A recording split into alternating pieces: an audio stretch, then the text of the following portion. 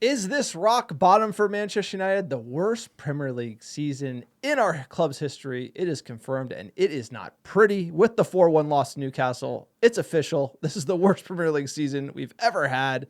We're 14th in the league. If we win the rest of our games, we can only hit a max of 56 points, which is below what we hit in the 21-22 era when we went from Rangnick to Eric Ten Hag. That was the Ole Rangnick season. We had 58 points, sir. We still finished sixth. Somehow got Europa League that year.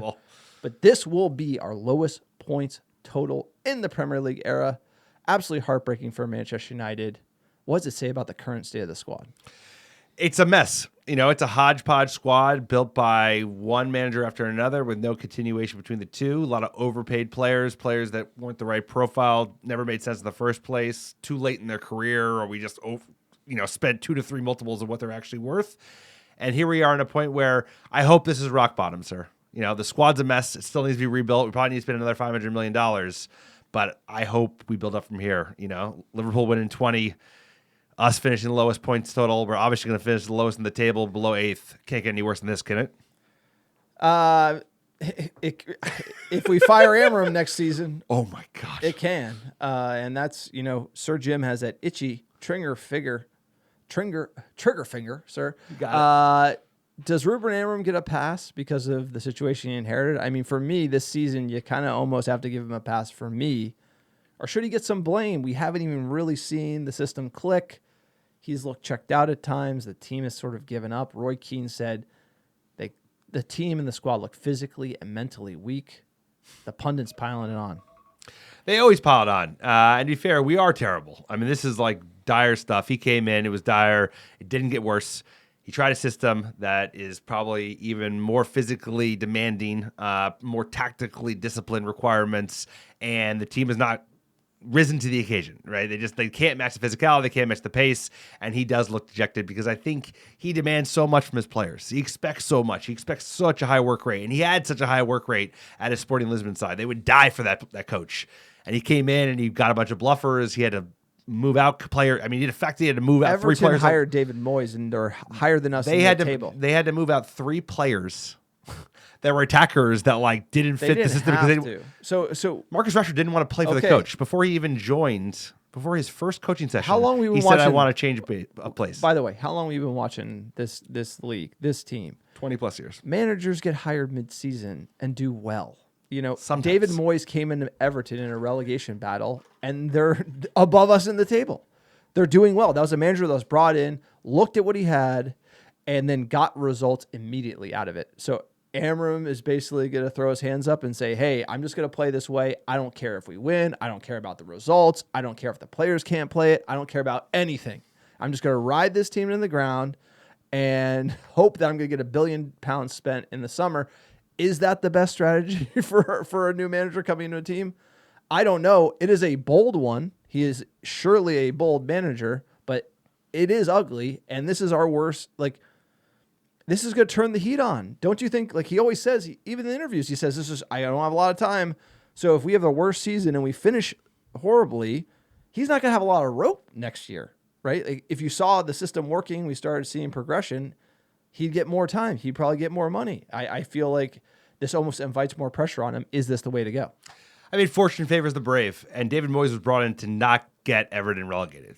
Ruben Amram was not hired to keep us from getting relegated. He was hired to build a future where we can compete for the Premier League title in the next 2 to 3 years. So I agree. His style of play brings on more pressure and probably has led us to playing even poorer than we could have played if he said, hey, I'm going to play 4 at the back, 4-2-3-1, and we're going to play out the season, and maybe I can finish 9th instead of 14th place.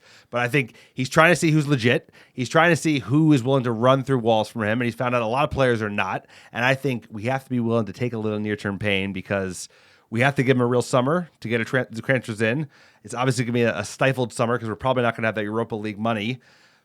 But I can understand. I'm not that frustrated. I know people are unbelievably frustrated. The guy's been here for 5 months. We've been here for 11 years. You need to see, for the record, I'm just telling you that. Give him a summer. Give him a summer. The way the game goes, and I don't determine the game, you need to see something more. He has not shown you, he has not shown us the something that he needs to show us in 5 months. There has to be something. Like, and we have, so it's either blame all the players, which again, that was like Ten Hag strategy, blame the players, blame the injuries. And if you go down that road, it usually doesn't turn out right, because you can't sign an entire new 11, right? We cannot sign all the players that he needs next season. We can't sign all the dogs. So you're always gonna have these remnants of this team that you're just gonna have to manage and deal with. And if you can't manage and deal with it this year, what it's gonna be 75% the same team. Then how can he manage it next year? And that's just one of those things where it's difficult. I think some people are going to have to be willing to take a continuation of poor performance if they're behind this. Take a step back. At the end of the day, are you behind Ruben Amorim? Do you believe in his system? Do you believe he could do it at this club? And if you are, then you have to be willing to give him time, no matter how long it takes, 2-3 years. And if you don't, then you should fire him this summer, because then it was a mistake to bring him in the first place. They fired Dan Ashworth over it. They don't know what they're doing. But at the end of the day, it's like, I haven't seen anything else from a coach, from the players, that has shown something that can get these players to work at Manchester United. Why wouldn't we give a punt on something completely new and novel? I know it hasn't worked out this season, but like, where do we have to go? I'm not going to root for another club. The United doesn't have great options like hanging out in the wings. You'd like to do better. Like, we'd like by to do the better. way, give him next year. By the way, like, it's the system can't just be this like card that you play to be like, hey, we're shit, and I just play this card over and over. You can play it for, like, I agree. There's no point in getting rid of him this summer. Ineos have backed themselves in the corner. Surely they fired Dan Ashworth over it. Like, I mean, this was the whole thing. It's the Ten Hag, then the Ruben Amorim. Like, they probably wanted to bring him in the summer. Ashworth stuck with Ten Hag. Then Ashworth probably wanted to go with something more boring. Ineos then ripped him out. Barada got in Ruben Amorim. And so they cannot get rid of him. Like, they're almost tied to him for a certain extent. And it's such a bold move that you actually don't know if it's going to work or not. And at the end of the day, Ineos is going to back him this summer because they have no choice, because this is their guy. This is their guy. They bottled getting rid of Ten Hag. They brought this guy in. This is their decision. They fired Ashworth, and they have to like live with it. Like, there's no way they're gonna make that hard right turn, short of an absolute disaster for the rest of the season, which is why we need to turn around, and we do need wins. And when you hire a manager, he should be doing better than Ten Hag's worst start to a season ever. Like, coming into a new team, he should be able to get something out of this squad.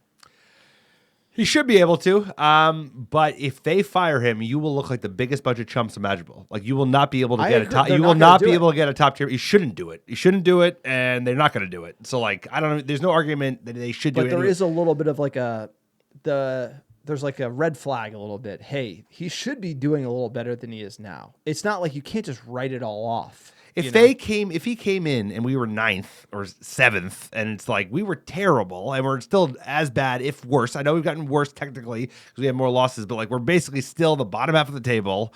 Doesn't feel that much worse. We have other things to be excited about. A manager's form who was fired because he was so bad. It's a little bit. I'm Team Amorim. Like, I think it's a free pass. I think he comes back next year. Like, back him, absolutely. But I'm just saying he should have done better than the results show. And hey, if he wins Europa League, that's another hall pass.